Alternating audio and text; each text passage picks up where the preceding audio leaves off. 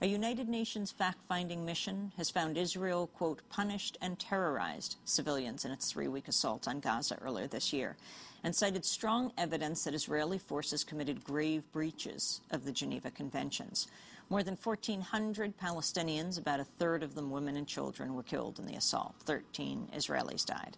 The 575-page report came at the end of a 6-month inquiry and was based on dozens of interviews and investigations. The inquiry was led by Judge Richard Goldstone, the former chief prosecutor of the International Courts for Yugoslavia and Rwanda. Judge Goldstone said Israel deliberately attacked civilians and failed to take precautions to minimize loss of civilian life. We came to the conclusion on the basis of the facts we found that there was strong evidence to establish that numerous serious violations of international law, both humanitarian law and human rights law, were committed by Israel during the military operations in Gaza. The mission concluded that actions amounting to war crimes, and possibly in some respects crimes against humanity, were committed by the Israel Defense Force.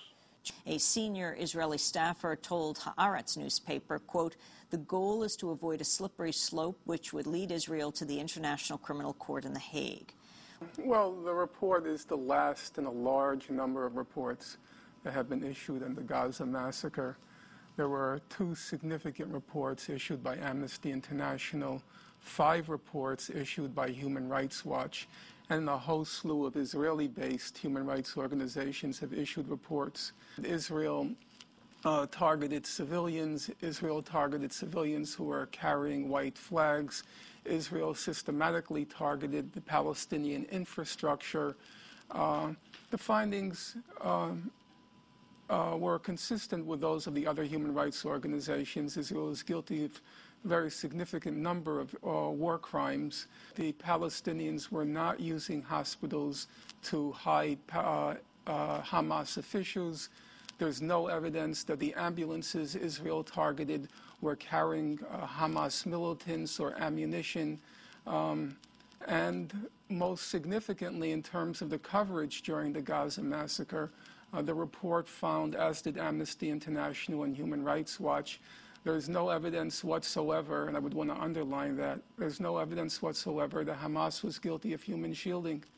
But on the other hand, there is significant evidence, actually copious evidence, that Israel was guilty of human shielding. The ratio of killings was about 100 to 1, about exactly 13 on the Israeli side, about 1,400 on the Palestinian side. If you look at the damage is actually quite astonishing. Israel just systematically blasted everything in sight and reduced it to rubble. Whereas on the Israeli side, they say that several houses were damaged and one was almost completely destroyed. So if you look at the facts on the ground, the proportions in the reports, including the Goldstone report, are correct. It's about 10 to 1. And that's why today's headline in the New York Times is so misleading. It's like a Pravda headline. It says the Goldstone report finds both sides guilty of war crimes. Well, that's technically true, but an accurate headline would have read, Goldstone reports Israel guilty of massive war crimes and also faults Hamas. That's what a true headline would have read. The main limitation of the report is it's all cast in the language of violations of the laws of war. And the fundamental fact about what happened in Gaza is it wasn't a war. There was no war in Gaza. That's the main misunderstanding about what happened there. In fact, one of Israel's leading strategic analysts, he said after what happened in Gaza, he said, the one mistake Israelis are making is that there was a war there. He said there was no war. There were no battles in Gaza. The picture is fairly clear. Israel flew about 3,000 sorties over Gaza. Every plane came back. None was damaged. None was downed. There was no fighting in Gaza. If you read the reports that were issued by the testimonies of the Israeli soldiers, the one consistent theme in all of the testimonies was they never met any Hamas militants. They never engaged in any battles. Some of the Israeli soldiers expressed exasperation. We came here to fight.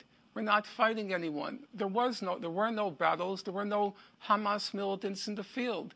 The basic fact is a couple of Israeli soldiers said, one of them said, this was like PlayStation computer game.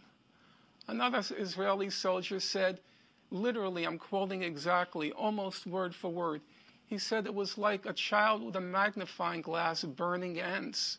That's what Gaza was like.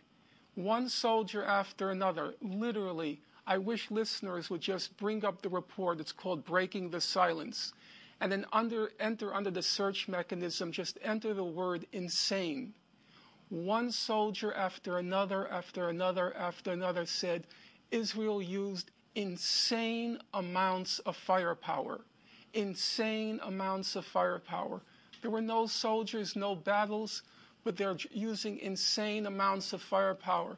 One soldier said, two soldiers actually talked about how the ground was trembling because of all the bombing and all of the missiles and all of the rockets. It was a massacre in Gaza. And you don't really see that because they're measuring everything against what they call the laws of war. But you're applying laws of war to a massacre. There was no war there. What does this mean for Israel, the quote of the Israeli official to Haaretz saying we don't want to be put into the International Criminal Court? I personally don't think that's yet going to go very far because the U.S. has effective power to block it. What's significant about the report, in my opinion, and what's significant about what happened in Gaza, I think it marks a major turning point. It's like the Sharpeville massacre in South Africa. Now, Sharpeville is not Soweto, but Sharpeville was a turning point. Richard Goldstone is a liberal. Richard Goldstone is very supportive of Israel. And it's now marking the breakup of liberal Jewish support for Israel. And as we both know, and as all of your listeners know, Jews are overwhelmingly liberal in their sentiments. 79% of Jews in the last election voted for Obama. And what you're seeing now is the breakup of Jewish support for Israel. You saw during the Gaza massacre, you had some of the old-timers like Alan Dershowitz, Michael Walzer, characters like Martin Peretz, characters like that, kind of comical figures coming out supporting Israel. But if you looked at the younger Jewish constituency, bloggers like Matt Iglesias, Glenn Greenwald, and so forth, they all opposed the Gaza massacre from almost like day one or day two. And then you had significant defections like Andrew Sullivan, who, not Jewish, but still a significant figure, who also came out against the Gaza massacre. So I think now what you're seeing, especially with the Goldstone report, especially with his stature, especially because he's Jewish, especially because he's liberal, what it's signaling now is the breakup of Jewish support and liberal support, and those are basically the same thing, the breakup of liberal Jewish support for Israel. Norman Finkelstein, I want to thank you for being with us. Just recently back from Gaza, visited in June.